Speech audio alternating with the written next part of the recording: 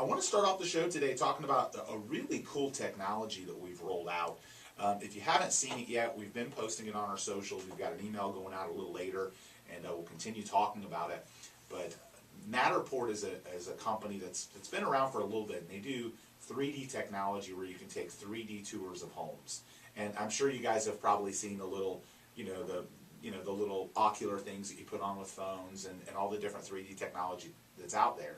And over the past few years, we've really advanced with video, with walkthrough videos of homes. And people love those because they can see the whole layout. But 3D takes it to a whole other level. It's so advanced that you get to see every corner and crevice of a home. You can zoom in, you can walk through, and in super high quality. So it's a technology that not a lot of agents are using. Not quite frankly, not a lot of agents can afford it. I think we spend about $5,000 on the camera and all the equipment. We do that stuff in-house instead of using third-party companies, so we have more control and better distribution of the listing to all the different websites. So, but nonetheless, we're now forging ahead with the technology. We've used it on a few homes, and these homes are flying off the shelf. It's amazing how much that technology has an impact on the buyer, being able to really see the home. And there was an article this week in our list of news topics that talked about buyers buying homes sight unseen. And I think today it says over half of buyers make an offer on a home sight unseen, which if you were to run that statistical check 10 years ago, that number would have been very, very small. Right. But today people look at fewer homes, they're more time sensitive, they don't want to drive around everywhere, and the technology's there. This is a technology that not only will improve that and make it even easier to see a home, but it also showcases the listing better and helps the property sell better. So it's investments like that we make all the time that, again, not a lot of agencies can keep up with.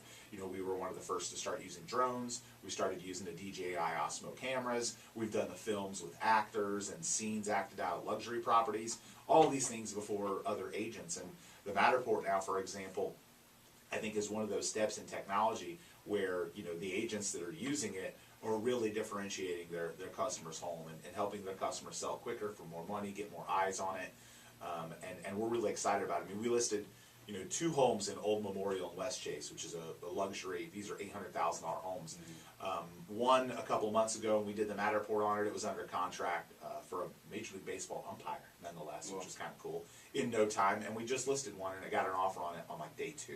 So, the 3D technology, it's not necessarily right for because it is expensive to operate and it takes a long time. It's not right for every one of our listings. We tend to look at it more of an opportunity to, for higher end homes. If it's a traditional home photo, traditional average priced home, photos are probably going to do that home the justice it needs. But, when you're talking about views and uniqueness and larger homes and waterfront properties, higher end property, those 3D tours really are amazing. And what's interesting is as you climb the price chart, the expectation from the customer gets greater. They want a higher level of marketing. They want better photos. They want drone views. They want to see the closets. They want all these things that, maybe an average 1,200 square foot home doesn't have, or that buyer doesn't necessarily need. So the Matterport really helps bring that out. So again, the name of the company is Matterport. We've got an example that we'll put up on our socials for the listing in Old Memorial we just took, and you'll be seeing it a lot more on a lot of our listings as we roll it out now that we personally own one. And most people end up using third-party companies to do them, but the fact that we own them will make us have the ability to turn it around quicker, do them more quickly instead of relying on a third party's schedule to get the home listed and get the tour done. So we're super excited about it. Again, it's a game changer. Yeah, I've talked many times on the show about game changing real estate technologies. I think virtual reality is coming, where you're going to have like cameras that you actually put in the house. I think that's coming years from now, but this is the next step in that evolution of helping buyers from not just locally get a better view of the home, but I think this opens up our listings to the world. Someone from LA that's relocating here, or someone from the Midwest that's relocating here, and they're on a limited time schedule and they find the right home because the 3D tour basically lets them take a normal walk through the home, just like if they were actually looking at it. So game-changing technology. We'll put this video up, we'll put some examples up so you can see it, and if you have any questions about that, or getting it, listing your property with that kind of technology, certainly reach out to us at theDuncanDuo.com, and we'll reach back to you with some examples, some samples, and some more information.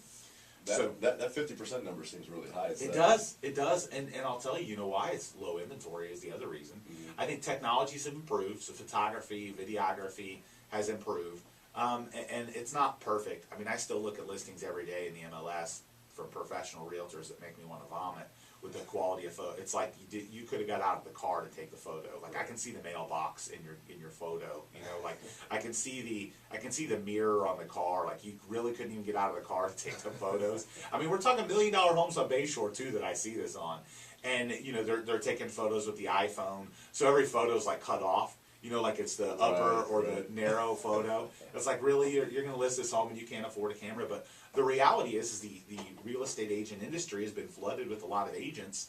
You know, they see the market, so they jump in, and they don't either necessarily have the experience or the know-how of what to do and what not to do from a photography and a marketing standpoint, or they don't have the capital to invest in the technologies needed to really showcase that home. So I still see it. I still see the photography bad sometimes, but it has gotten better. And I'd also tell you that, you know, the inventory, you know, low inventory. So while we've gotten better with the photography, you know, to where more people are comfortable buying a home sight unseen, it's also a measure of competition. Buyers know that sometimes they don't have 2 or 3 days to, you know, massage their schedule to get out to see the home, and so they do it. The tough part is the fall through rates on those are pretty high, because a lot of times the buyer will find something they didn't like, or they'll be more picky in the inspection when they didn't see it up front, because they're like, oh, I didn't know that the bathroom was off of this room instead of that room, or, you know, so we tend to be a little more nervous when somebody's made it clear that they've made an offer sight unseen, or they're offering on the listing, you know, within an hour of it being on MLS. It's like, really, you did not see this house. Like, you're really sure your buyer wants it.